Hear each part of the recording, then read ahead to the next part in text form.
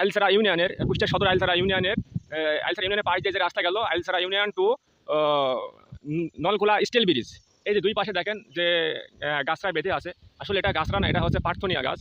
পার্থনিয়া গাছ এটা এর সংস্পর্শে আসলে মানুষেরও অনেক রোগ ব্যাধি এবং ক্যান্সার পর্যন্ত হতে পারে।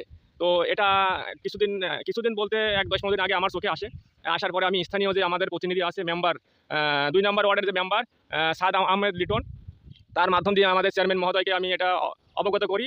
তারই পরিপ্রেক্ষিতে এই যে এই রাস্তার এই যে দুই ধারে যে এই যে জঙ্গল বেঁধে আছে সেটা পরিষ্কার পরিচ্ছন্নের কাজ হচ্ছে। এটা হচ্ছে আইলছড়া যদরপাড়া টু নলখোলা স্টিল ব্রিজ পর্যন্ত এই পুরাটাই হচ্ছে মানুষ এটা এই রাস্তাটার নাম দেওয়া হয়েছে ডায়াবেটিস রাস্তা, কিন্তু এই যে দুই পাশে যে জঙ্গলের ফলে এই রাস্তা দিয়ে হাঁটাচলা করতে পারে না। এবং তাছাড়াও এখানে নাকি অনেক কার্যক্রম হয়, অবৈধ কার্যক্রম হয়, মাদক যারা সেবন করে এবং বিক্রি করে সেই কাজগুলো এখানে হয়।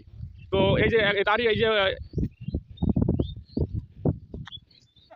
এরই পরিপ্রেক্ষিতে এই যে চেয়ারম্যান মহোদয়ের নির্দেশনায়, আইলছড়া ইউনিয়ন চেয়ারম্যান মহোদয়ের নির্দেশনায় যে সাদ আহমেদ লিটন ২ নম্বর ওয়ার্ডের যে মেম্বার, আমরা তার মুখ থেকে কিছু কথা শুনবো। সে কিছু কথা বলবেন, আপনারা একটু শোনেন। বিসমিল্লাহির রহমানির রহিম। প্রিয় এলাকাবাসী, আসসালামু আলাইকুম। আমি কিছুদিন আগে এই রাস্তা দিয়ে নলখোলা ব্রিজের উদ্দেশ্যে যাওয়ার পথে, এবং আমি আর চেয়ারম্যান মহোদয় ছিলাম, তার আগে কিছু কমপ্লেন ছিল এলাকার মানুষের। তো আমাকে চেয়ারম্যান সাহেব বললো যে অন্ততপক্ষে চলো আমরা মাঠ দিয়ে যাই। অবস্থাটা কি, লোক তো অনেক সময় এই ব্যাপারে কমপ্লেন করছে যে মাঠ দিয়ে যাওয়া যাচ্ছে না, আগাছা রাস্তাটাকে পুরো ঢেকে ফেলেছে। তো যাওয়ার পরে আমরা দেখি সত্যি যা বলেছে তার চেয়ে অনেক বেশি। তো সেই হিসাবে আমরা উদ্যোগ নিই যে আমরা এই রাস্তাটাকে পরিষ্কার করব। রাস্তা পরিষ্কার করার কারণে 3টি উপকার হবে। সেটা হচ্ছে মানুষের যাতায়াতের নিরাপত্তা হবে। 2 হচ্ছে এখানে অসামাজিক কিছু কার্যকলাপ হয়, যে কাজগুলো হচ্ছে যারা মাদকের সঙ্গে জড়িত, যারা খায় এবং যারা বিক্রেতা, এরা এই জায়গাটা অভয়ারণ্য হিসাবে তারা মানে বেছে নিয়েছেন, এই রাস্তাটা ব্যবহার করে। এবং কিছু আমাদের এই যে ইয়াং জেনারেশন আছে, যারা এই কিছু অসামাজিক কার্যকলাপও হচ্ছে, এটা এলাকার যারা কৃষক তারা মাঠে আসে এবং এগুলো দেখে তাদের কাছে অত্যন্ত খারাপ লাগে। আমাদেরই সন্তান তারা। এই জন্য এই রাস্তাটা পরিষ্কারের মাধ্যম দিয়ে 3টি উপকার আমরা পাবো। এক হচ্ছে নিরাপত্তা, 2 হচ্ছে অসামাজিক কার্যকলাপ থেকে আমরা এলাকার মানুষকে অন্ততপক্ষে মুক্ত করতে পারবো। তারই আলোকে আমরা আজকের এই 4-5 দিন যাবত আমাদের এই অভিযান চলছে।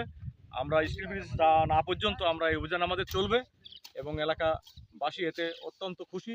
তার মধ্যে আমার সিনিয়র ছোট ভাই সাংবাদিক, উনিও আমাকে এর আগে এই বিষয়টা জানিয়েছিল। আমি এই বিষয়টা নিয়ে চেয়ারম্যানের সঙ্গে আলাপ করি।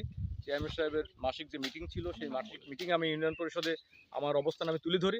তারপর চেয়ারম্যান সাহেব আমার এই বিষয়টাকে আমলে নিয়ে উনি এই সিদ্ধান্ত।